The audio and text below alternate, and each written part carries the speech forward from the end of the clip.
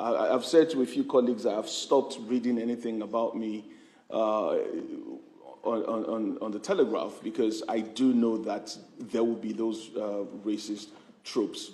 But they've become normal, and they should not be.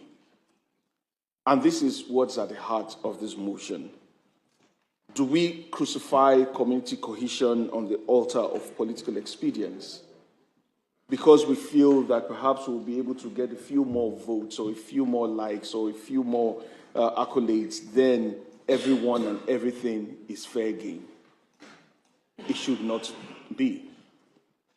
And I've always said, and I will continue to maintain, that there are far more decent people in this city, far more decent people even in this council than those who are not. And I know that sometimes we throw words against each other, but I've had the opportunity to also speak to people outside this chamber from different political parties, and I can tell you that there is decency